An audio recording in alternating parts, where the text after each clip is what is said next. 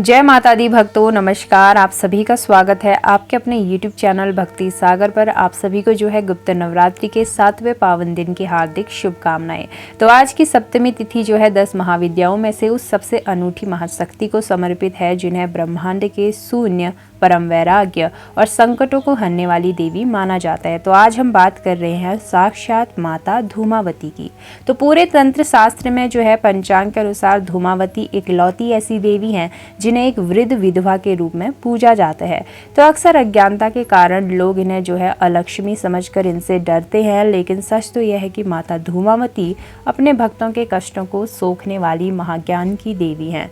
आखिर क्यों माता पार्वती ने जो है साक्षात भगवान शिव को ही निगल लिया था? क्यों उनका यह स्वरूप एक विधवा का हुआ और उनका रूप कैसा दिखाई देता है?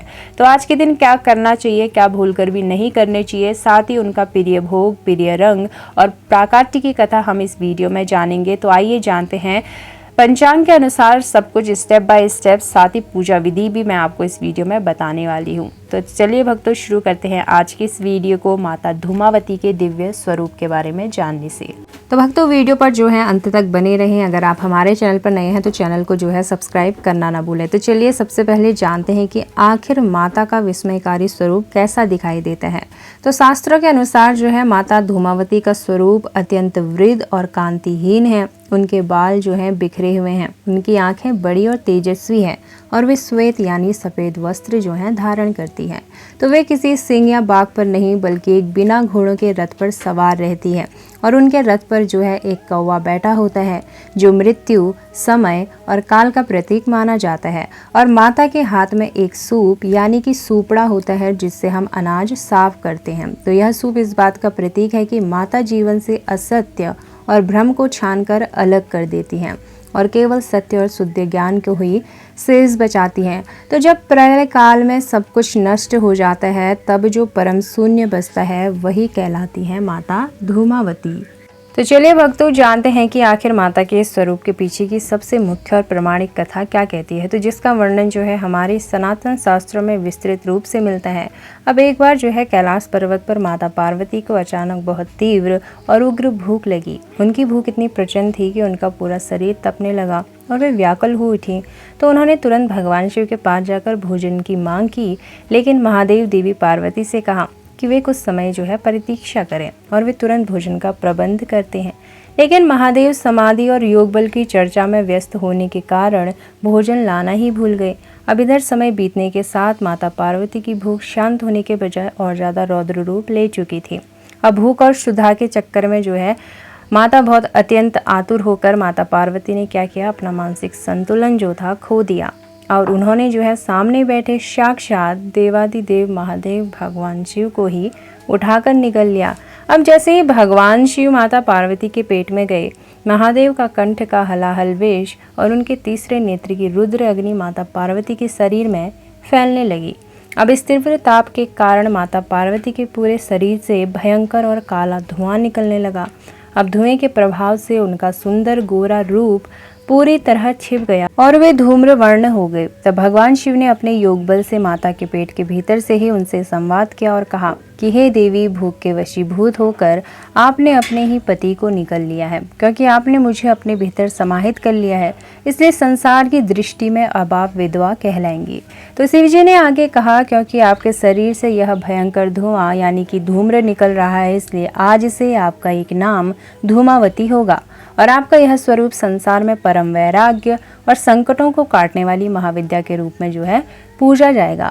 तो इसके बाद शिव जी के अनुरोध पर माता ने उन्हें पुनः अपने मुख से प्रकट किया और महादेव के आदेश अनुसार वे इसी रूप में ब्रह्मांड की रक्षा के लिए स्थापित हुई। अब इसके अलावा शास्त्रों में एक और बहुत सुंदर प्रसंग मिलता है जो है सती के त्याग से जुड़ा हुआ। अब जब माता सती ने अपने पिता प्रजापति दक्ष के यज्ञ में भगवान शिव का भयंकर अपमान होते देखा तो उन्होंने अत्यंत क्रोध में आकर यज्ञ की योगाग्नि में अपने शरीर की जो है आहुति दे दी थी। तो सती का दिव्य शरीर जब उस यज्ञ की पवित्र अग्नि में जलकर भस्म होने लगा तो उस यज्ञ कुंड से जो है एक अत्यंत विशाल काला और घना धुआं आसमान की तरफ उठा और वो धुआं साधारण नहीं था बल्कि माता सती के भीतर के क्रोध, शोक और वैराग्य की सामूहिक ऊर्जा थी। तो उसी यज्ञ के धुएं से जो है साक्षात माता धूमावती का प्राकट्य हुआ था। अब यही कारण है कि माता धूमावती जो है हमेशा उदास भाव में रहती हैं, क्योंकि वे सती के त्याग और संसार के मोह भंग का साक्षात प्रतीक है। तो भक्तों, पंचांग के नियम के अनुसार आज के दिन के सबसे ज़रूरी नियम क्या है? तो सबसे पहले जो है क्या करें इस दिन? यदि आपके जीवन में सफलता के सारे रास्ते बंद हो चुके हैं, कर्ज बढ़ गया है या घर में कोई बहुत लंबे समय से बीमार चल रहा है, तो आज जो है माता धूमावती की पूजा या कथा ज़रूर सुननी चाहिए। साथ ही इनकी कृपा से जो है राहु और केतु के भयंकर दोष एक पल में शांत हो जाते हैं। और पंचांग के अनुसार सुहागन महिलाओं को जो है माता धूमावती की मूर्ति या चित्र को स्पर्श नहीं करना चाहिए। तो उत्तराखंड के पहाड़ी क्षेत्र में और उत्तर भारत के मैदानी इलाकों में भी इस नियम का कड़ाई से पालन करना होता है। तो सुहागन महिलाएं जो हैं आज के दिन केवल दूर से हाथ जोड़कर माता को प्रणाम कर सकती हैं और उनके मंत्रों का मानसिक जाप या कथा सुन सकती हैं।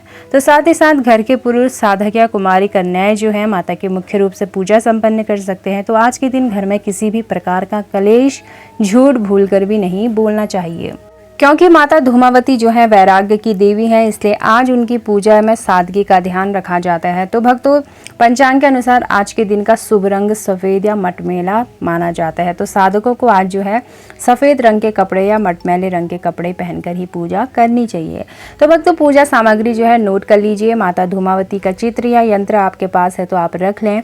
लकड़ी पर चौकी और उस पर बिछाने के लिए सफ़ेद कपड़ा आप बिछा लें।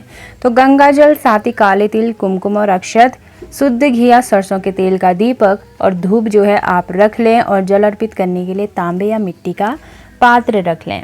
तो चलिए भक्तों, अब बात करते हैं शास्त्रों के अनुसार पूजा की सबसे सही और सरल विधि के बारे में। तो आज सुबह जल्दी उठकर स्नान कर लें और सफ़ेद रंग के कपड़े धारण करें। तो पूजा के समय अपना मुख जो है पश्चिम दिशा की ओर होना चाहिए और यह नियम बहुत ज़रूरी है। चौकी पर सफ़ेद कपड़ा बिछाकर माता के चित्र या यंत्र को स्थापित कर लें। साथ ही माता धूमावती को जो है धूप दिखाएं, उन पर काले तिल और सफ़ेद या नीले फूल अर्पित करें। अब रुद्राक्ष की माला से माता के इस परम शक्तिशाली दशाक्षर मूल मंत्र का 108 बार जाप करें। ओम धूम धूम धूमावते स्वाहा, ओम धूम धूम धूमावते स्वाहा, ओम धूम धूम धूमावते स्वाहा। तो भक्तों, जाप पूरा होने के बाद कपूर जलाकर माता की आरती करें। अब माता का प्रिय भोग क्या है? क्योंकि माता का स्वरूप जो है सांसारिक सुखों से परे है, इसलिए उन्हें मीठा भोग नहीं लगाया जाता है। तो माता धूमावती को जो है नमकीन चीज़ें अत्यधिक प्रिय हैं। आज के दिन माता को काले तिल से बने लड्डू, उड़द की दाल के बड़े या नमकीन के पकौड़े का भोग लगाया जाता है। साथ ही साथ कई स्थानों पर जो है माता को केवल भुने हुए चने और गुड़ का भोग भी लगाया जाता है। तो चलिए बात करते हैं आज के इस महाउपाय के बारे में, जो आपको कष्टों से, दरिद्रता से मुक्ति दिलाने के लिए किया जाता है। तो जीवन की अगर आपके जीवन में कोई भी बाधा है, तंगी है या आप उसे दूर करना चाहते हैं, तो आज रात ये महाउपाय ज़रूर कर लें। तो आज रात की पूजा में एक मुट्ठी काले तिल लेकर माता के चरणों में अर्पित करें। तो पूजा संपन्न होने के बाद उन काले तिलों को एक कागज में लपेट लें और अपने सिर से 7 बार क्लॉकवाइज वॉक करके घर से बाहर किसी सुनसान स्थान पर या मिट्टी में दबा दें। तो यह उपाय आपके जीवन पर आई किसी भी बड़ी विपत्ति, नजर दोष या कंगाली को हमेशा के लिए दूर कर देगा। तो भक्तों, यह थी आज की संपूर्ण जानकारी 7वीं महाविद्या माता धूमावती के बारे में। अगर आपको जानकारी अच्छी लगी हो तो वीडियो को जो है लाइक करें, शेयर करें। तो आज के इस पावन दिन पर पूरे नियम और श्रद्धा के साथ माता धूमावती का ध्यान जरूर करें। तो भक्तों, फिर मिलते हैं अगली नई वीडियो में नई महाविद्या की जानकारी के साथ। तो आप सभी पर जो है माता धूमावती की कृपा बनी रहे। माता धूमावती की, माता रानी की पूरी श्रद्धा के साथ पूजा करें। जय माता दी, जय माता धूमावती।